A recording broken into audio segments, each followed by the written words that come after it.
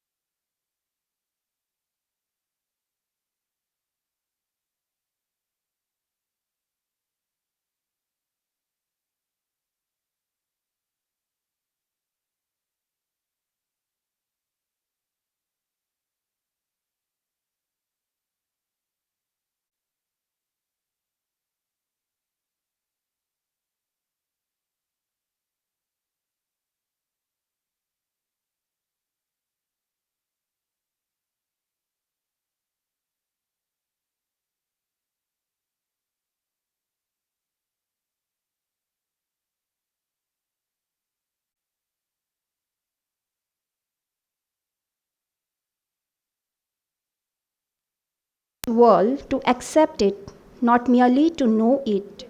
We may become powerful by knowledge, but we attain fullness by sympathy. The highest education is that which does not merely gives us information, but makes our life in harmony with all its existence. Quote complete. I request Professor Parvekar to welcome the chair of the program, Honorable Pro Vice Chancellor, Professor Sanjay Duthe, with floral bouquet.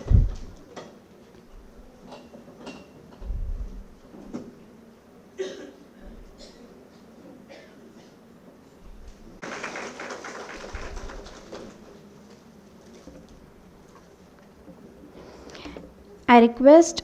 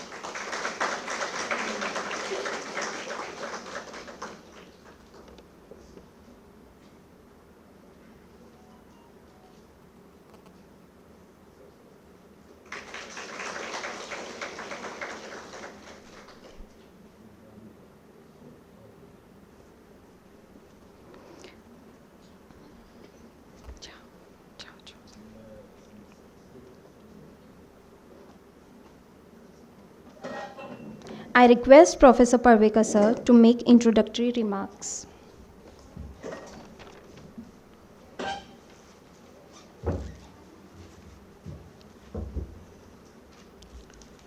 Before I speak about the rationale of this guest lecture, I would like to give you a background about Rashtrasant Tagore Maharaj, Nagpur University. It's very brief, but then I think this is necessary for the speaker. Okay. Honorable Pro Vice Chancellor, today's speaker, Professor Subir Dhar, Professor Shyam Koreti, Dean Humanities, Dr. Kapil Singhal, Chairman Board of Studies, Dr. Urmila Dabir, former Chairperson Board of Studies, and all the dignitaries present here, faculty members, and all my dear students. Rashtrasant Tagore Maharaj, Nagpur University is today standing tall with all its splendor, and we are proud and privileged to be a part of it. As we all know, success does not come as windfall. It requires blood, sweat, and tears. Over the last 100 years, all the stakeholders, including students, teachers, university officers, other employees, and civil society, contributed immensely to the glory of the university. The glory, I believe, that will never fade. Since its inception or establishment in the year 1923, with only 6 colleges and 917 students, a delicate sapling grown into a robust banyan tree, the branches of which we see in the institutions like Sagar University, now is called Dr. Hari Singh Gaur University. Then Sant Gadge Baba Amravati University, Gondwana University, and in most recently bifurcated Lakshmi Narayan Innovation Technological University. The university has been a safe haven for lakhs of students who are pursuing higher education in science, technology, humanities, and commerce. It has also been a shelter to the students displaced from other parts of the country for some or other reasons. The university has made slow but steady progress and moved on, accepting and meeting the challenges coming in its way. The trajectory of the university has not been easy, yet the university remained undeterred and kept itself abreast of local needs and global development in science, technology, humanity, and other fields. To be brief, its achievements are countless. Its accomplishments are infinite, and alumni illustrious.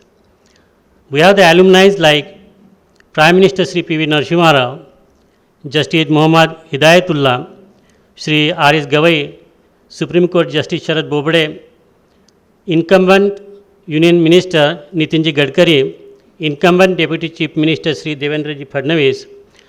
It is just a few names to mention. The achievements of the alumni are outstanding in all sectors, whether it is polity, judiciary, bureaucracy, entrepreneurship, sports, or social work. This is the reason that the university has earned reputation of being one of the most premier institutions in the country, and especially in the state of Maharashtra. The glorious legacy we have inherited has been carried forward by Honorable Vice Chancellor Professor Subhash Chaudhary. The university has entered into centenary year in August 2022. To mark the historic moment, Honorable Vice Chancellor Professor Subhash Chaudhary, Pro Vice Chancellor Professor Sanjay Dude, the Registrar Dr. Raju Huse, and deans of all faculties took upon themselves a mission to celebrate the glorious landmark in an unprecedented scale. So the atmosphere in the university has been one of excitement and celebration for last 2 years. We have been organizing the events with equal zeal, enthusiasm, and fervor. Literally, every faculty had to do something, and so also the Faculty of Humanities. Respected Professor Dattatreya Vadmore, then Dean Humanities, Professor Shyam Koreti, took it on priority, and then we had rounds of meeting. Language department must organize some events, Professor Vadmore said. We said we will. We agreed. Then come up subject matter, and after thorough discussion, we settled on lecture series on Indian saints and philosophers. We, the Department of English, also had to organize lecture series. I thought of someone very close to the ideals of Rashtrasant Tukaji Maharaj. In my UGC funded research project, I dealt with both Rashtrasant Tukaji Maharaj and Rabindranath Tagore, and found that they both share common concerns for well-being of global humanity. So finally, we have decided to have discourse on Rabindranath Tagore.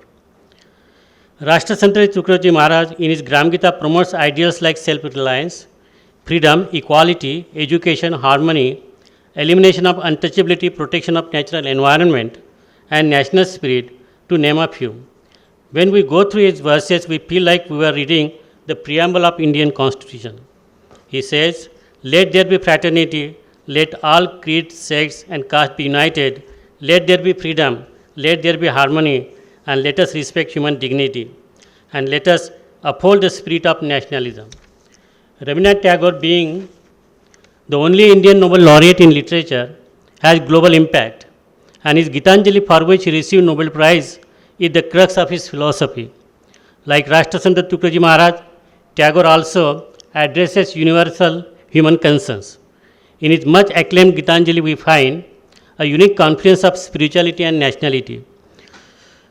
Humanism, impact of nature and human spirit, importance of education, necessity of transcending one's self and national boundaries. He considers the whole world as one family, Vasudeva Kutumbakam, the spirit of Indian culture.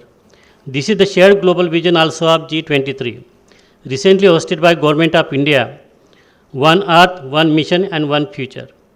These are the reasons that Department of English, under the guidance of Professor Vatmore, decided to organize lecture series on Rabindranath Tagore.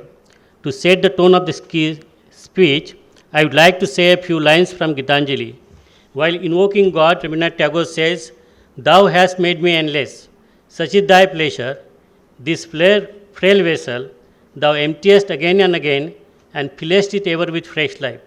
This is Tagore's spirituality. As to his rationalism, he says, "Stop the chanting and counting of beads. Open thy eyes and see thy God is not before thee." The crux of Tagore's vision we see in his lyric, "Where the mind is without fear," he writes, "Where the mind is without fear and head is held high, where the education is free, where the world is not fragmented by narrow domestic walls, and where the clear stream of thought is not lost into dreary desert sand of dead habits. Into that world, my Lord, let my country awake." Today we have very learned speaker with us, Professor Subir Dar, and I am sure we will enjoy exhilaration of being enlightened after we leave this August hall. Once again, I thank you all. Thank you all for coming and attending this lecture. Thank you. Thank you so much.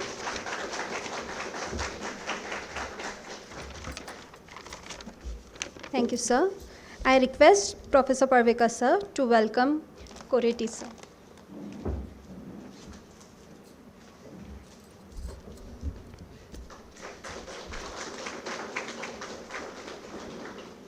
Now I request Dr. Akshara Rohankar to introduce our guest speaker, Professor Subir Dhar.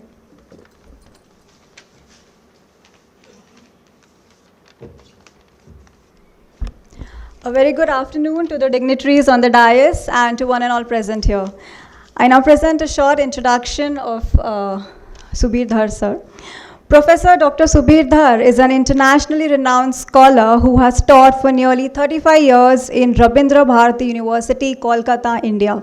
Having served as director of the university's School of Languages and Culture, the honorary director of the Tagore Gandhi Culture, and as head of the English department. He has also had the distinction of serving for a time as the officiating Vice Chancellor of Rabindranath Bharati University on the orders of the Honorable Chancellor and the Higher Education Council of the Government of West Bengal. He is at present Dean of the School of Humanities and of Social Sciences, as well as being the Director of the School of International Languages in Sister Nivedita University in Newtown, Kolkata. Professor Dhar has conducted research on William Blake in Cambridge University and has made academic presentations in Oxford University, Ohio State University, and ULAB, Bangladesh. He has participated in academic interactions with faculty in Morris College, USA, Colorado University, and the University of Denver. He is serving at present as an external member in the Board of Studies of the English Departments of Northeastern Hill University and Rani Rashmoni Green University, West Bengal. He has had the distinction of having delivered conference keynote addresses, refresher orientation course, and faculty lectures throughout India in at least 14 states, including Andhra Pradesh, Assam, Bihar, Delhi, Jharkhand, Madhya Pradesh, and many more. He has published 6 books and scores of research papers in the fields of Shakespeare studies, British Romanticism, the poetry of William Blake, Rabindranath Tagore, post-colonial literatures, and contemporary Indian writing in English, popular culture, etc. His current areas of special interest include gelatology, hermeneutics, Western and Indian classical, and translation. He is at present co-editor of 2 UGC care-listed journals and is the Honorary General Secretary of the Shakespeare Society of Eastern India. We are highly elated to have such an august presence amongst us this afternoon. And sir, we now request you to begin your lecture for the eager audience. Thank you.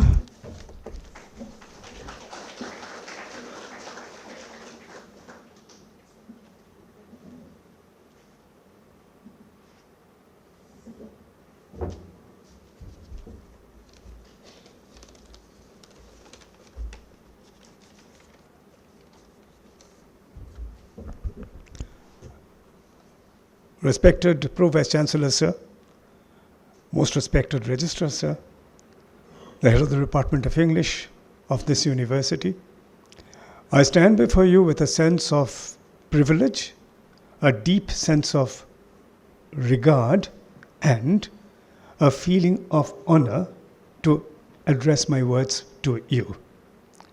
What I shall be talking about, of course, is Rabindranath Tagore. And Rabindranath Tagore to be seen through the lens, the prisms, if you want, of nationalism and humanism. I shall be speaking for about 40 minutes before you. If you want, I can make it a little shorter. So if you could let me know if you would like it to be abbreviated, I could certainly do that. To start off with, I would like to introduce 3 different contexts to you. These contexts are not contexts of Rabindranath Tagore, but rather these contexts relate to British literature, something that I've been teaching for so many years now. The first context is a poem, it's a sonnet, it's a marvelous sonnet, beautiful one, written by a British poet whose name was Rupert Brooke. And Brooke's poem is a poem called The Soldier. Many of you, I'm sure, have read this poem. Many of you have heard this poem. But once again, I think some lines of this poem are very relevant to what we are going to do today and what I'm going to talk about today. How do the lines run? They run, if I should die, think only this of me, that there's some corner of a foreign field that is forever England. There shall be in that rich earth a richer dust concealed, a dust whom England bore, shaped, made aware, gave once her flowers to love, her ways to roam. These are some lines from the poem. And what is important about this, I think, is that, in these lines, Brooke is actually talking about the idea, the concept of the nation of England. Now, this is a poem, and so naturally, apart from the beauty, there's an element of emotion in this poem. But if you think of a political person, a person who belongs to, say, the realm of sociology or political science, how would they look at nationalism? This is a quotation from Joseph Stalin's book on nationalism, and this is what Stalin writes in 1913. He says, a nation is a historically evolved, stable community of language, territory, economic life, and psychological makeup, manifested in a community of culture. This is from Stalin's Marxism and the National and Colonial Question. So you see, you have two divergent viewpoints. One is a very definitional attitude towards nation, which represents nation as a kind of a community of individuals, people who come together, stay together, and who believe themselves to be part of one nation. And the other, in Rupert Brooke's poem, was, as I said, a more emotional response, emotional understanding of the concept of nation. Now, one of my areas of interest is, of course, Shakespeare studies. And because, I am fascinated with Shakespeare, let me indicate that, in many of Shakespeare's plays, the word nation occurs over and over again. Very importantly, there are the history plays of Shakespeare, the British history plays of Shakespeare.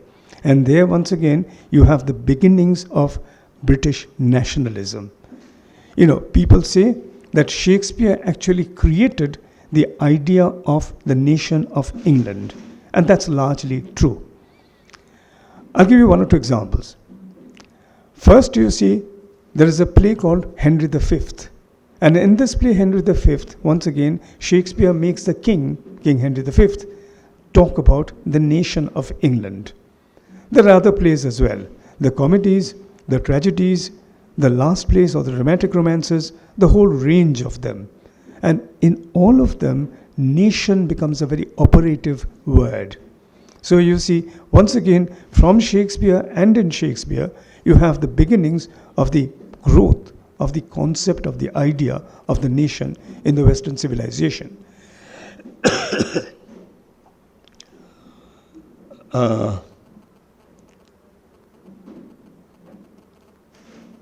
You see, one interesting thing to notice is that the idea of the nation actually comes about in times of political crisis in civilizations. Whenever there's a crisis, whenever there's some kind of a problem in the country or a political issue which confronts the people of a country, it is then that you find the notion of nationalism becomes important. In India, you see, the first beginnings of nationalism started in 1857, the First War of Independence, something that the Sahibs generally dismiss as the Great Mutiny. In this First War of Independence, you see, you had this notion, the notion of an incipient nation in the making. Because don't forget, the nation was constructed before that time in two different ways. Number one, pilgrimages. People moved from place to place across the length and the breadth of the nation of Hindustan. And by moving on these pilgrimages, they were actually constituting the nation. The second thing was, of course, trade and commerce. Because never forget that India as a nation was a nation in the Mughal times and even before that because of trade and commerce. So you see, the whole idea of India as Hindustan, if you want, is something that existed even during the Mughal times. So there was an incipient nationalism even before 1857. But 1857 was a flashpoint, the point in which human beings, Indians, started thinking of themselves as Indians against the British, who were now recognized as foreign invaders. Now, the point I'm trying to make is that, you see, as I said, the idea of nationalism comes to the fore whenever there is a time of crisis.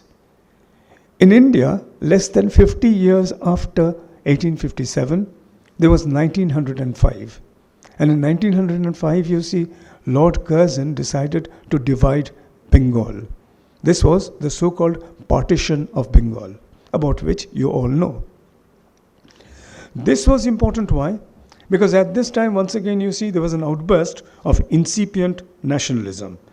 And there are historians who have looked into this, and they talk about how there were different manifestations of this incipient nationalism in 1905 or even before 1905. They talk about concepts or ideas like, for example, pre-colonial Indian nationalism, and they say that this is made of a traditional patriotism, a socially active sentiment of attachment to the land, to language, and to cult.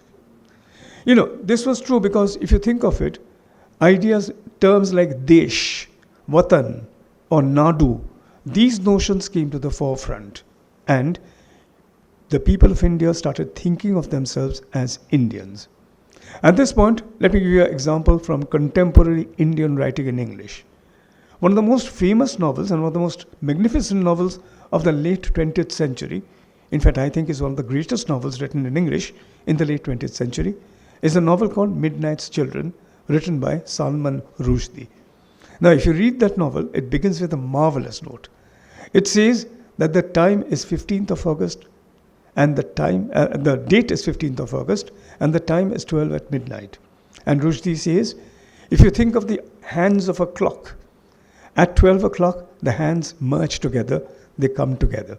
And Rushdie is saying, it is almost as if time is welcoming with folded hands the newborn nation of India. And then he moves on and says something even more significant. He says at that moment, that second of time, a miracle took place. What was the miracle? The miracle was that people who before that time had seen themselves as the Bengalis, as the Marathis, as the Aryans, as the Dravidians or the Madrasis, people who had seen themselves as Punjabis and Assamese and other people, these people simultaneously started thinking of themselves as Indians. So you see, Rushdie's point is that it is on 15th August at midnight, 1947, that the nation of India came into existence. Now, technically speaking, you know, there's a Western theorist, an American, a man called Benedict Anderson, and he has conceptualized this in terms which are very similar to Rushdie's own concept. And quite interestingly, Rushdie wrote his book 1 year before this man, Benedict Anderson, published his thesis.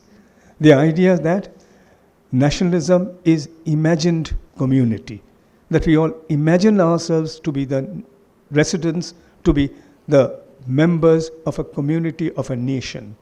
This is exactly what Rushdie is doing or saying, and as I said, Rushdie is actually anticipating Western theories of nationalism.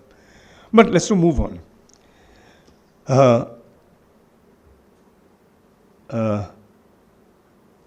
After 1957, as I said, there was, once again, 1905.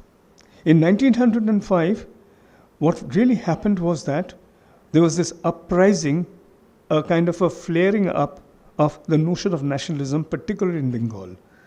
Now, at this time, historians say that there were four definite trends to the nationalistic instinct. What were they? They were, people say, the moderate wing, the constructive wing, the political extremist wing, and the revolutionary terrorist wing. Because you see, these were ways in which people reacted to the incipient nationalism of 1905 and the years following this. And the point is, in 1905, 17th July, our leader Surendranath Banerjee called for a boycott of British goods and organizations. On 7th August 1905, this idea was resolved in a very well-attended meeting held at the Calcutta Town Hall. Now, Tagore was initially sympathetic and in a sense even committed to the idea of nationalism, And he contributed to it by the writing of a number of Swadeshi songs, that is, national songs. One way in which he did this was to follow upon Bankim Chandra Chatterjee's representation of India as a mother figure. Bande Mataram. In Tagore's poetry also, Tagore's songs particularly also, you have the same figuration. And the nation seen as a mother, this become a kind of a central icon. And behind this, you see, there was also Rabindranath Tagore, the painter's visualization of the Bharat Mata. This was a painting that Rabindranath Tagore completed in 1905. And this is a remarkable painting because it shows a figure, not quite a goddess, but somewhat like a goddess. And this figure, even in this painting, you will notice that Mother India is being represented as a kind of a sannyasi or a sannyasin. And she has got 4 arms, but what she's carrying in the 4 arms are also significant. Because you see, she's not carrying the weapons like, say, Ma Kali carries weapons. Rather, in one hand, she's carrying a sheaf of grain. In another hand, she's carrying a bolt of cloth, a sheet of cloth. In the next hand, she has a rosary or a string of beads. And she also has another hand in which she is representing features which really indicate all kinds of prosperity, goodness, and so and so. Now, my point about this is that Tagore and Rabindranath Tagore are actually once again showing that the mother is a benign figure, a mother who looks after the interests, the well-being of the countless Indian nationals, countless Indian citizens. Now, quite interestingly, Tagore wrote these songs when he was not in Kolkata. He was sharing his time between Kolkata and Giridih, another small town. In those days, it was in Bengal. Nowadays, I think it's in Jharkhand. And he used to write these songs there and used to send them across, post them actually, to Kolkata. The songs were set to tunes which were popular tunes, usually tunes of the rural folk songs.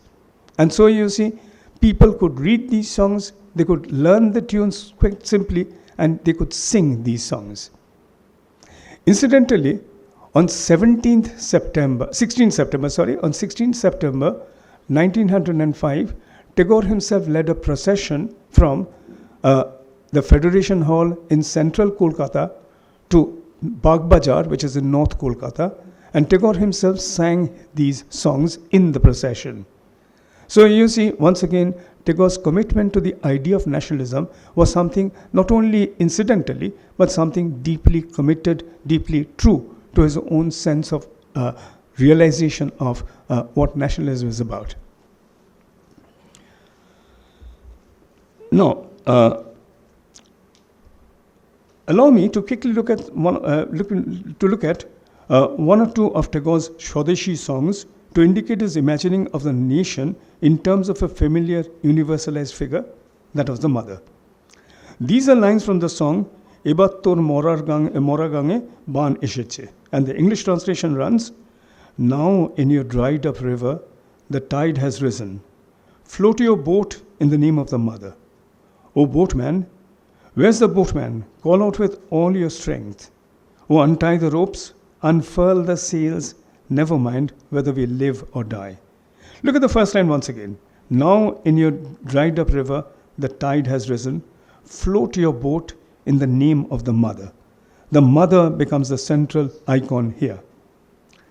Another song, "Amra Milechi Aj Mayer Dake," runs, and the first lines are, "We have mingled here as one, as our mother has called us.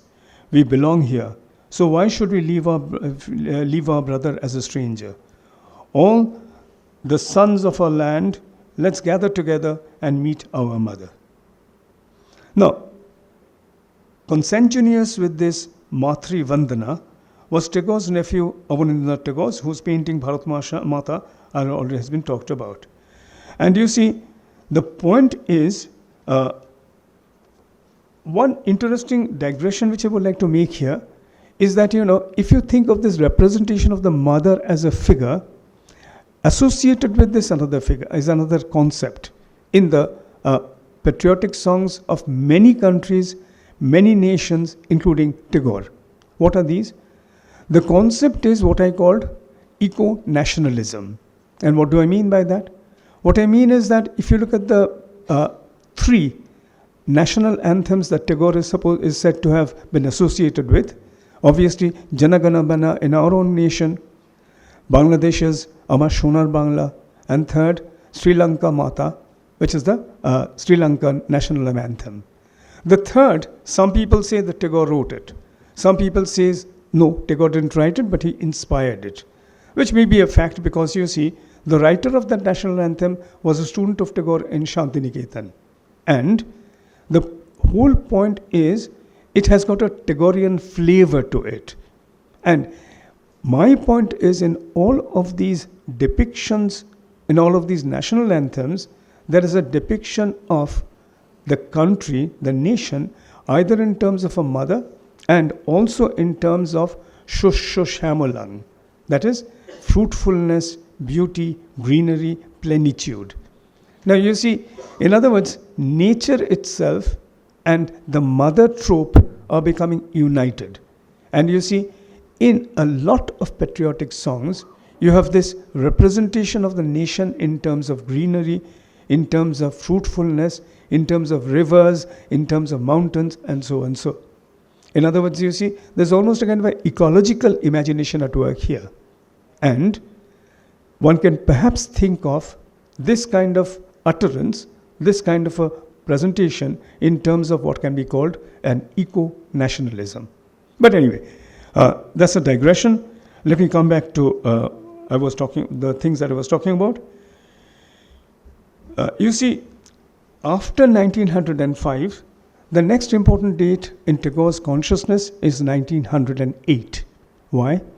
In 1908, you see, Tagore turned against the kind of nationalism that was manifesting itself in Bengal. He wrote a number of essays from 1908 onwards, both Upotheya, for example, or another essay called Shodupai. In these essays, he started criticizing the people who believed in the Swadeshi brand of nationalism. Why? Because he saw them as indulging in selfish violence. He saw them as defeating the purpose of a true nationalism. And this was largely true.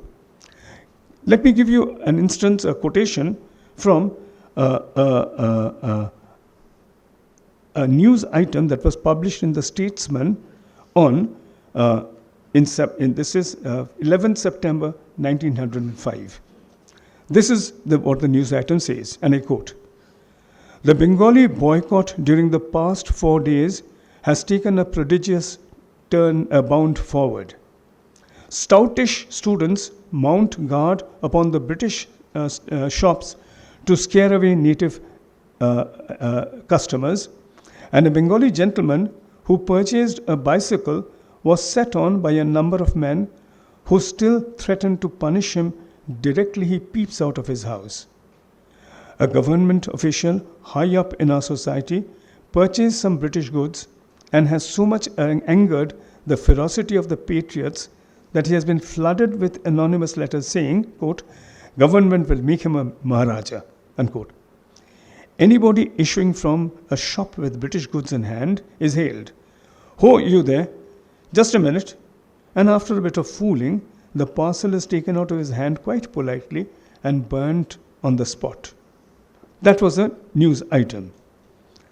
Now you see, as is well known, there are 3 political novels written by Tagore in which he scrutinizes and interrogates the idea of nationalism. These are his 1910 magnum opus, Gora, Home and the World of 1916, and Char Odhai, or 4 chapters, of 1934. Of these, I shall speak of Gora later, since the narrative in this text looks forward to a scenario beyond nationalism, and I would like to begin with the home and the world first. Interestingly, there are two aspects to the discourse on nationalism in the novel. The first, as signaled by Bimola's, the protagonist's, observation about the new epoch coming in like a flood, breaking down the dikes and sweeping away all our prudence and fear before it. This, I would say, is a dehistoricized visioning of Swadeshi, for Bimola suggests almost that the movement, the nationalist movement, was a kind of an ex nihilo affair without any kind of a gradual build-up. I would say the narrative of the novel unwaveringly implies that the bounds of Nikhilesh's rural zamindari estates, the idea of nationalism was more of the nature of an eruption initiated by the arrival of an agent provocator from outside, Shondip, with his followers imported from the city. The second issue in the novel is that of the logic of the novel's discourse deflecting the intentionality of the nationalist purpose away from a political understanding of the event towards a human and an emotional one. In other words, you see, if you read the novel, you will notice that this is a novel which is not really about politics. Yes, politics is centrally present there, but it is not really about the political processes, but rather it is a novel about the human reactions to the politics that is taking place in the background, as it were. So you see, this is a novel which is a love story, which is also a kind of a bisected by a political theme. To move on, the second, there is also noticeable in the novel of recurrent rhetorical figurations and tropic imagery. The excitement of the Swadeshi movement is described as a fire of drunkenness. Swadeshi workers are called iconoclasts who are armed with clubs. Shondip's nationalistic zeal is unquestioningly labeled as covetous self-love. Supporters of Swadeshi are men who must shout and defy their country in order to keep up their excitement. Sentiments such as these were crystallized by the more mature Tagore in his 1934 novel Charodhai, or 4 chapters. Utin, a central character, tells Ella bluntly, and I quote from the novel, a translation, "The patriotism of those who have no faith in that which is above patriotism is like the crocodile's back used as a ferry to cross the river. Meanness, unfaithfulness, mutual distrust, secret machinations, plotting for leadership, sooner or later, these drag them into the mud at the bottom.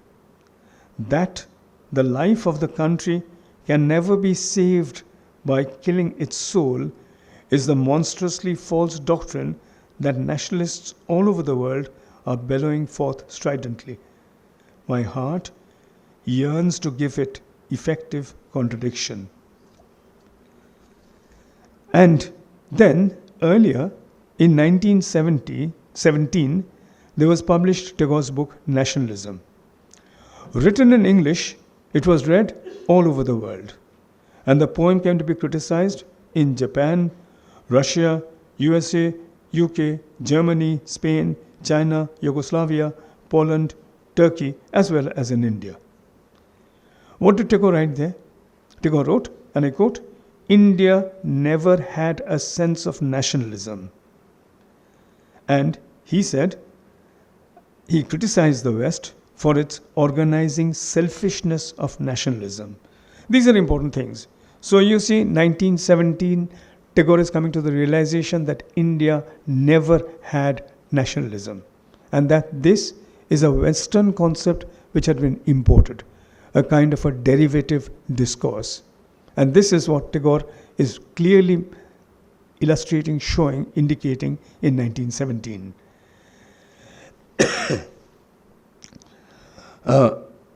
In 1921, Tagore wrote a letter through C.F. Andrews And Tagore was in Chicago at that point of time.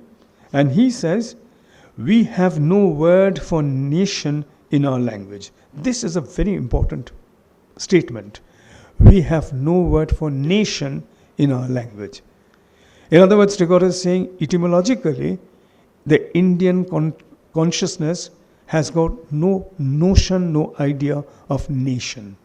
And he continues and says, when we borrow this word from other people, it never fits us. Unquote. Why the term nation does not befit the Indian masses is clarified by Tagore in the first chapter of Nationalism in the West. He writes, "From the early times of the Upanishads up to the present, our history has not been of the rise and fall of kingdoms, of fights for political supremacy. In our own country, records of these days have been despised and forgotten, for they in no way represent the true history of our people. Our history is that of a social life and attainment of spiritual ideals. Here in India, of about 50 centuries at least, who tried to live peacefully and think deeply. The India devoid of all politics, the India of no nations, whose one ambition is to know this world as of soul, to live here every moment of our life in the meek spirit of adoration, in the glad consciousness of an eternal and personal relationship with it. This is the remote portion of humanity, childlike in its manner, with all the wisdom of the old, upon which burst the nation of the West." Unquote. In other words, Tagore is arguing that like colonialism itself, nationalism was a Western ideological imposition on India and the Orient. Western nationalism was always indicted by Tagore for being a soulless and dehumanizing force. Its national machinery of commerce and politics, the words are Tagore's, turns out neatly compressed bales of humanity which have their use and high market value, but are devoid of the human spirit. Behind the idea of a nation, Tagore discerned the operation of political and economic power and the dictum and the directive of human ideals. Looking upon the greed and fear of men, it occupies more and more space in society and at last becomes its ruling force. This is what Tagore had to write about nationalism. In his musings on nationalism also, Tagore constituted a series of dichotomies between the spirit of the West and the nation of the West, between mechanization and human organicity, between abstraction and the human experience of living a communal life. And whether in his short stories or in his fiction, his poetry or in his drama, his paintings equally as his extensive non-fictional prose writings, the human was inevitably present in the consciousness of Rabindranath Tagore. This is why he has been described as a humanist, even though it is very doubtful if Tagore himself would have welcomed the term, particularly because, like the term nationalism, the term humanism is an instance of a derivative discourse taken over from the West. In the European context, humanism refers to a school of thought that originated in the 13th and the 14th centuries in northern Italy before spreading to the other parts of Europe and England. It was a distinctive feature of Western humanism that it was born of a spirit of reaction against medieval thought, doctrines, and worldviews. It is in it, an attempt was made to connect to a long vanished Greek and Roman culture through translation and interpretation. Tagore's humanism was, on the contrary, one founded on his continued familiarity with the living traditions of Indian texts of antiquity, the Vedas and the Upanishads. Tagore's humanism was, in a sense, antipathetic to his understanding of nationalism, and it can be found in the most unexpected places, like at the conclusion of the novel Gora, in his letter to Lord Chelmsford renouncing his knighthood, and in his poem Bharat Tirtho. Let's look at these examples in which you see he is once again criticizing, interrogating, and trying to dismiss the notion of nationalism. Gora first.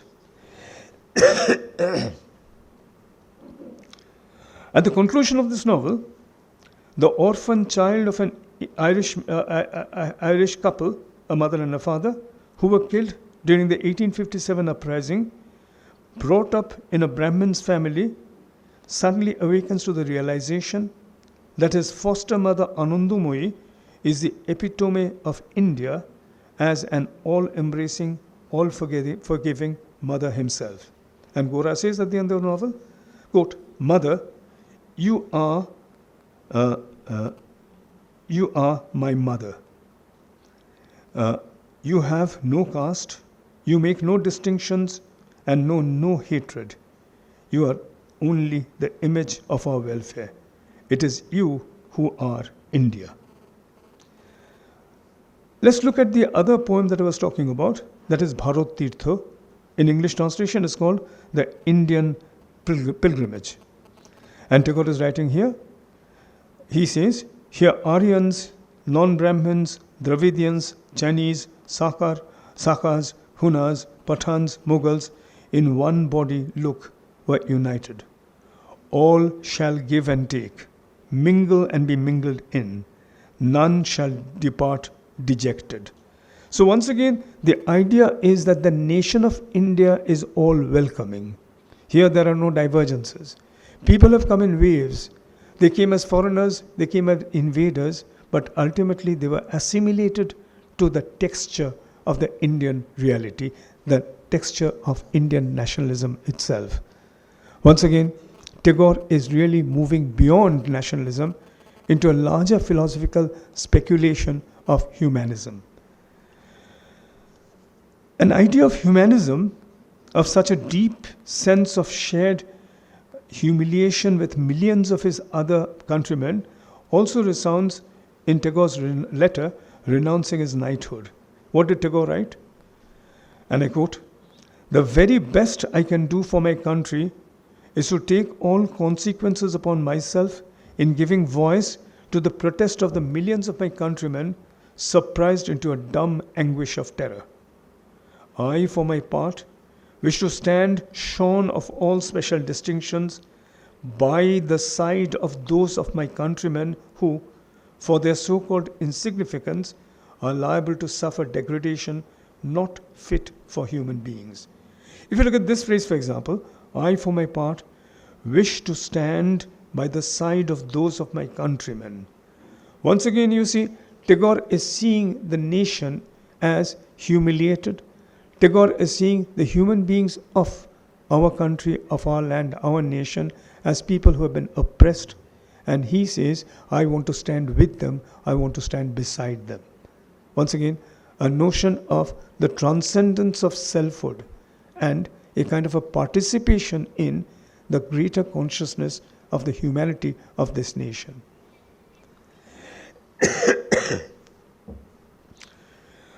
In a talk delivered in Milan, Italy in 1925, Tagore said, quote, "I have great faith in humanity. I admit that at this time, when the human races have met together as never before, the baser elements appear prominent. But for men to come near to one another and yet to continue to ignore the claims of humanity is a sheer process of suicide.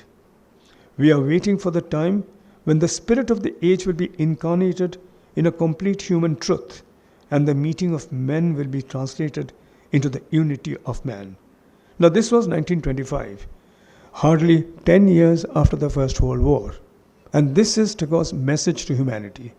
Once again, the notion that if you think of yourselves as separate, if you think of yourselves as restricted to your own nations, to your own countries, to your own territories, that is a sure committing suicide. The other option is to think of man as being together, the universal human. That becomes important in Tagore's vision, the unity of man. Tagore's most consistent expression of his apperception of humanism may perhaps be found in his book Religion of Man, published in 1931, in which he drew upon his readings of not only the Upanishads and the Vedas, but also on the ideas of the bowls of Bengal. The religion of man, he wrote here, represented man's ceaseless endeavor to reach the perfect,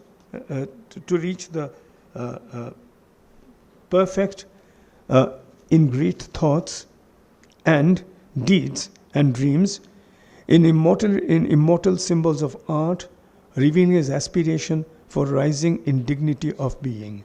Unquote. Citing in one place an utterance in the Atharva Veda about the origin of music, and at another place of the rise of agriculture in ancient times, Tagore reads the Ramayana as representing in his ideal the change of the people's aspiration from the path of conquest to that of reconciliation. He asked of men, and I quote, to claim the right of manhood to be friends of men, and not the right of a particular proud race or nation which may boast of the fatal quality of being the rulers of men. Unquote. Now, if you read a novel which was published about 20 years back, a text that was published about 20 years back, a text by a critic called Patrick Hogan. The book is called Rabindranath Tagore, Universality and Tradition. In the introduction to this book, Hogan writes, quote, particularly in the West, Tagore is not known as a committed writer. That was Sartre or Marquez, not Tagore, unquote. This, of course, is a gross oversimplification. For Tagore's ideas embodied through his literature and his writings influenced and have continued to influence generations of men and women, and political personalities included. The distance between Tagore the thinker and Tagore the doer was bridged in particular in his creation of his ashram in Shantiniketan. Of his endeavors there, Tagore summarily dismissed their concept that it was a, quote, pedagogical laboratory, unquote, of sorts. Nevertheless, Shantiniketan was created to actualize, and I quote, the ideal of the spiritual unity of all men, unquote. As he put it himself, quote, I represent in my institution an ideal of brotherhood where men of different countries and different languages can come together. I believe in the spiritual unity of man, and therefore I ask you to accept this task from me, unquote. To draw upon Tagore's own words, Shantiniketan was no pedagogical laboratory. Instead, it was an ongoing ideological experiment in a crucible of humanism. In the midst of the natural environment of Bolpur, about 100 miles away from the metropolis of Kolkata, Tagore put to test his ideals of humanism. The visionary poet-philosopher tried to build, if not a heaven in hell's despair, but at least a prototype, a working model of a profound humanistic realization. To Shantiniketan, the poet used to often return in spirit during his frequent sojourns beyond India. Once, while staying in Antwerp, Belgium, Rabindranath, in a letter to C.F. Andrews, this was 3rd October 1920, declared his mantram, Shantam, Shivam, Advaitam. I think that it is possible to think of this mantra as embodying the quintessence of Tagore's humanistic creed.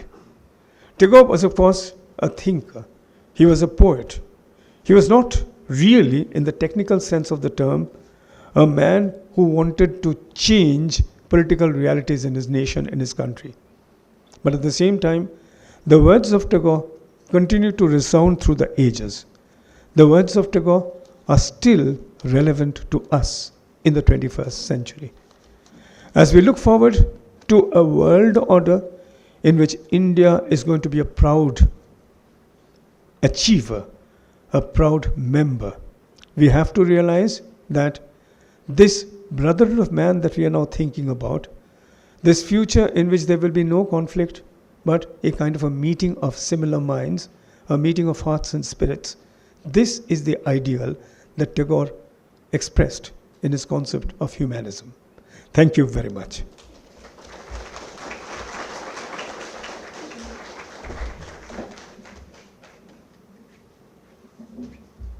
Thank you, sir. I invite Chair of the program, Professor Sanjay Dudhe, sir, to express his views.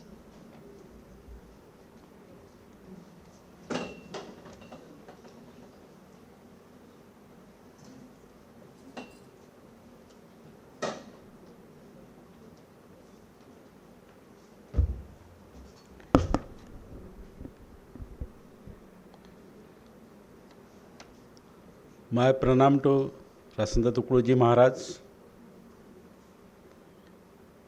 respected Professor Subir Dhar, former Professor of English and Director of Language and Culture, Rabindranath Bharati University, Kolkata,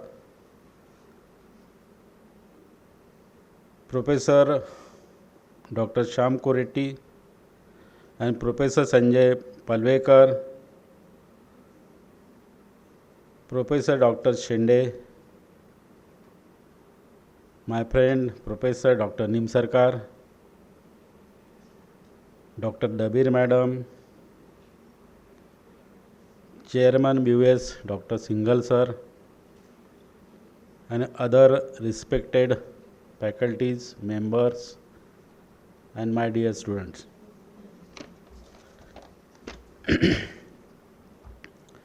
Professor Subir Dhar spoke on the ideas of nationalism and the concept of humanism, and explained lot of thoughts about Rabindranath Tagore, referring by several literature. We know about that Rabindranath Tagore was one of the most philosopher, novelists, poets, and nationalists of our country. Tagore was an outstanding writer. He was awarded the Nobel Prize for Literature in 1913 for his collection of poems, Gitanjali. Tagore was awarded with the Nobel Prize for Literature in 1913 for the English translation of this collection. He became the first non-European to receive this honor. Tagore has also composed the national anthems of India and Bangladesh. I also respect Rabindranath Tagore as he was a nationalist and even returned one of the highest awards of the knighthood given to him by the British Empire. In one of his famous quotes, he said that India is forever his country and he would wish to be reborn in India only. India has given him life and strength, and he shall be born in India again. He gives importance on all-round development of women and the poor people of Bengali. Tagore declared that man is the architect of his own destiny. He believes in the intellectuality and morality of human beings.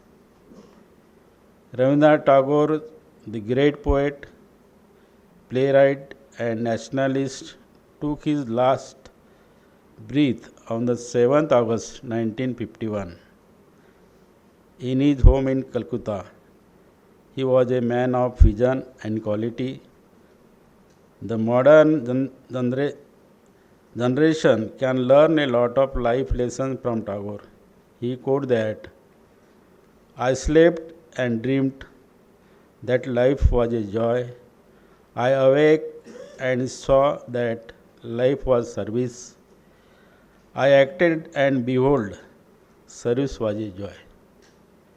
He also said, "Everything comes to us that belongs to us if we create the capacity to receive it."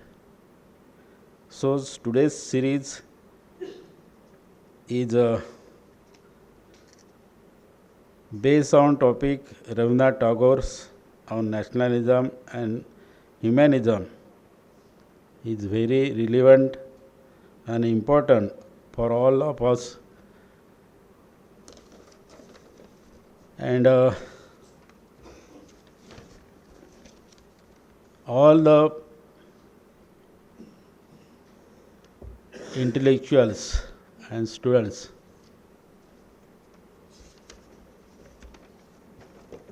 are very grateful. These programs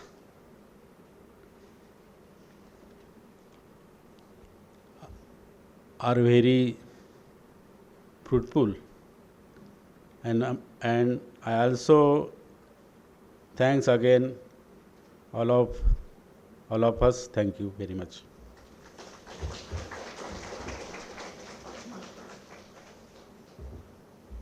Thank you, sir. Now I invite Professor Corretti to propose formal vote of thanks.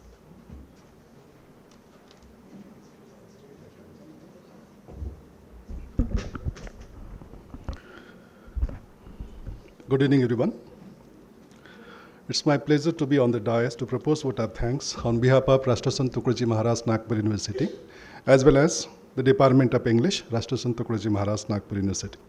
Of course, first of all, I express my gratitude and heartfelt thanks to Professor Sir, former Professor of English and Director, School of Languages and Culture, Rabindra Bharati University, Kolkata. As we know it very well, that he spoke on the Rabindranath ideas on nationalism and humanism.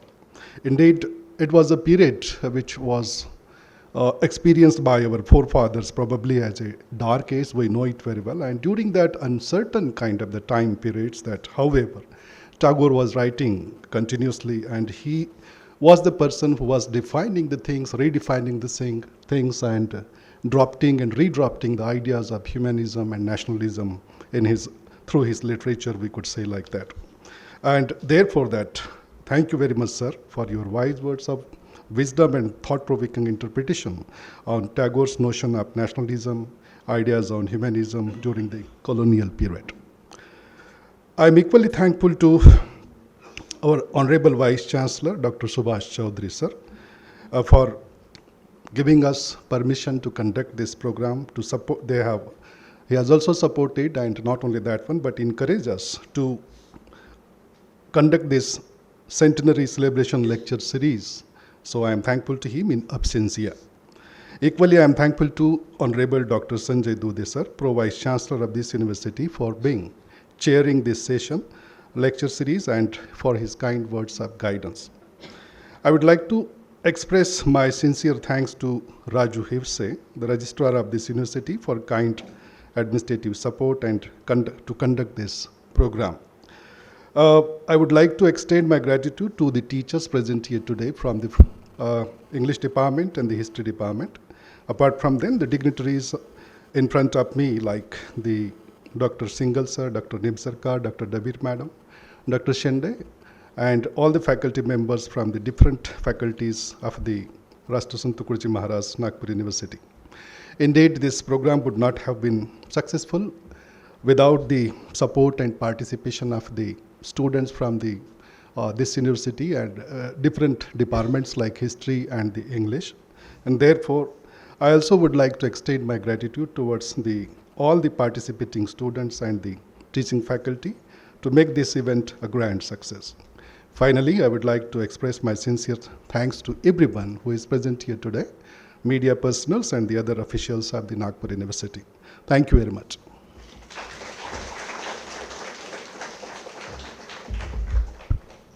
Thank you, sir. The program will conclude with national anthem. I request all to rise in honor of national anthem.